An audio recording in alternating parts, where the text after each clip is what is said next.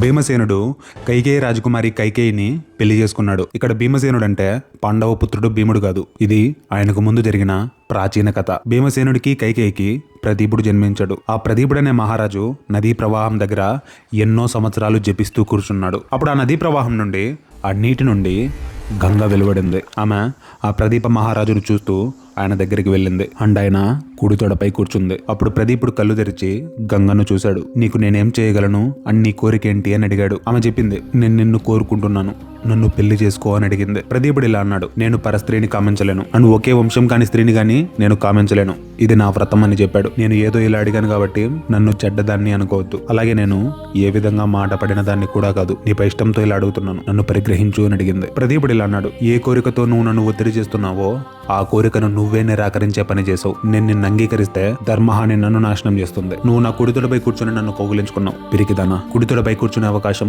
సంతానానికి, కోడలికి మాత్రమే ఉంటుంది. ఎడమ తొడ కామీనులు ఆరోహించదగినది. నువ్వు దాన్ని ఆశ్రయించలేదు కాబట్టి నీతో కాముకునే ప్రవర్తించలేను.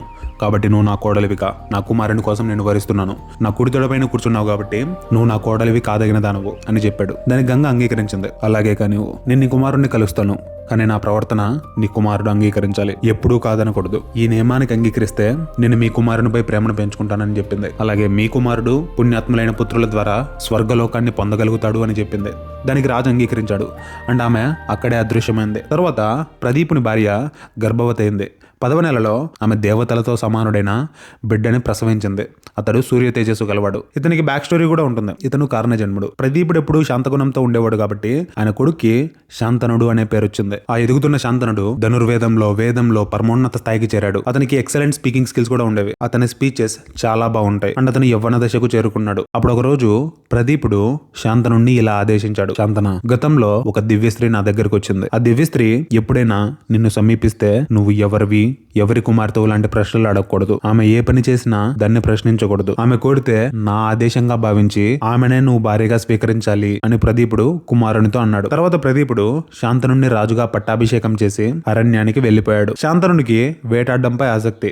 అలా ఒకరోజు అడవిలో తిరుగుతూ క్రూర మృగాలను, అడవి దున్నలను సంహరిస్తూ గంగా తీరానికి చేరుకున్నాడు. ఆ తీరంలో ఒంటరిగా తిరుగుతున్నప్పుడు అక్కడ ఒక అందమైన స్త్రీని చూశాడు. ఆమె కూడా గొప్ప తేజస్సుతో సంచరిస్తున్న ఆ రాజును చూసింది. ఆమెతో శాంతన మహారాజు ఇలా అన్నాడు, నువ్వు దేవ స్త్రీవా, మానవ స్త్రీవా, గంధర్వ స్త్రీవా, అప్సరసవా, యక్ష స్త్రీవా, నాగ స్త్రీవా, మానవ స్త్రీవా, దేవతల సౌందర్యం వంటి నిన్ను చూసి యాచిస్తున్నాను, నా భార్యవు కావలసిందిగా అన్నాడు. అప్పుడు గంగ ఇలా అనింది, రాజా, నేను నీ భార్యనై నీ ఆధీనంలో ఉంటాను, కానీ శుభమైన అశుభమైన నేను ఏ పని చేసినా నన్ను అడ్డగించకూడదు, అని నాకు కష్టం కలిగేటట్లు మాట్లాడకూడదు. ఇలా నడుచుకున్నప్పుడే నేను నీతో ఉంటాను, లేకపోతే నిస్సందేహంగా నిన్ను విడిచి వెళ్ళిపోతాను అని చెప్పింది. దానికి శాంతనుడు అంగీకరించాడు. ఆమె కూడా పరమానందాన్ని పొందింది. శాంతనుడు ఆమెను రాజ్యానికి తీసుకెళ్లాడు. ఆమె అతన్ని ఇష్టపడింది. అతను ఆమెను ఇష్టపడ్డాడు.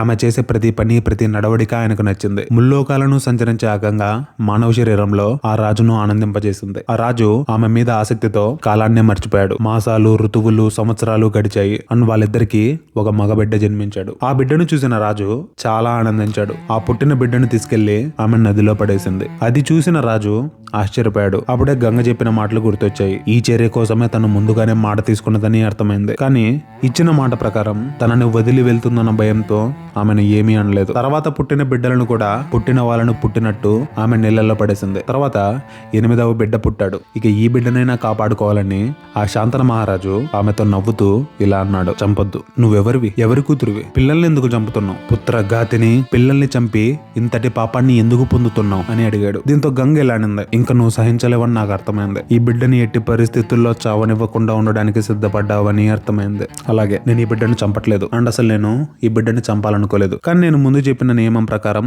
నేను ఇక్కడ నివసించే సమయం ముగిసిపోయింది. దేవతల కార్యసిద్ధి కోసం నేను నీతో ఇన్నాళ్ళు కలిసి జీవించాను. నీకు జన్మించిన ఈ 8 బిడ్డలు దివ్యులైన వసువులు, మహాతేజమూర్తులు. వశిష్ఠుని శాపం వలన మానవ రూపాలను పొందారు. వారికి తండ్రిగా గల అర్హత లోకంలో నీకు తప్ప మరొకరికి లేదు. అలాగే వాళ్ళని గర్భంలో మోయగల స్త్రీ నేను తప్ప మరొకరు లేరు. అందుకే వాళ్ళు నన్ను ఆశ్రయించారు. ఇలా వశిష్ఠుడు మానవులుగా పుట్టమని శాపాన్నిచ్చాడు. ఈ శాప విమోచనం కలిగే ఒకటే మార్గం, నేను పుట్టిన వాళ్ళను పుట్టినట్టు నీళ్లలో పడేయాలని అడిగారు అని చెప్పింది. శాంతనుడు అన్నాడు, అసలు వశిష్ఠుడెవరు? ఆయన శాపం వలన మానవులుగా జన్మించవలసినంత తప్పు ఏం చేశారు వసువులు? మరి ఈ 8వ బిడ్డ ఏం తప్పు చేశాడని మానవునిగా జీవించబోతున్నాడు అని అడిగాడు. గంగ చెప్పింది, పూర్వం వరుణుడు తన కుమారునిగా స్వీకరించిన వాడే వశిష్ఠుడు. ఆయన మేరు పర్వతం పక్కన ఉండే గుహలో తపస్సు చేస్తూ ఉండేవాడు. ఆ దగ్గరే ఆయన ఆశ్రమం కూడా ఉంది. ఆ ప్రదేశం పవిత్రమైనది.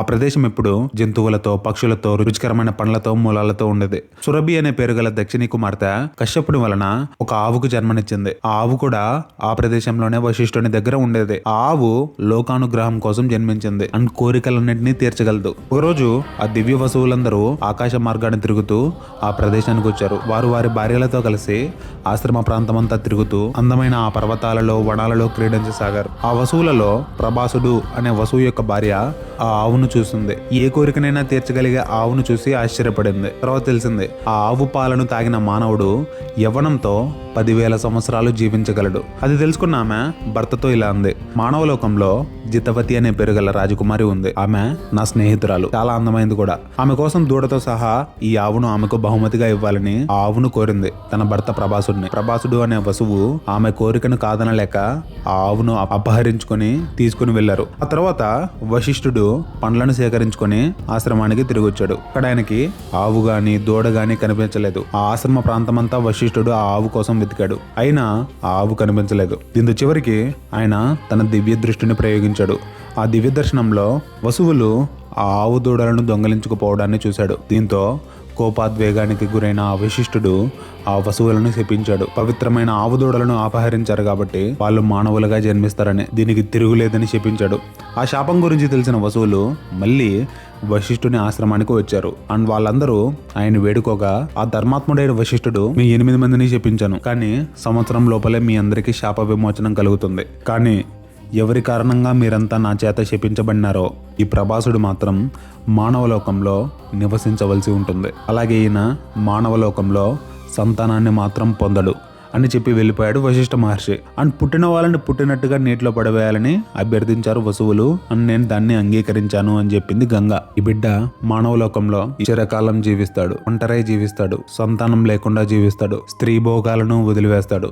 ఆయనే భీష్ముడు. ఈ బిడ్డ పెద్దవాడైన తర్వాత మళ్ళీ నీ దగ్గరికి తీసుకొస్తా, నేను కూడా నువ్వు పిలిచినప్పుడు నీ దగ్గరికి వస్తాను అని చెప్పి ఇలా గంగ తన కొడుకుని తీసుకొని అక్కడే అదృశ్యమైంది.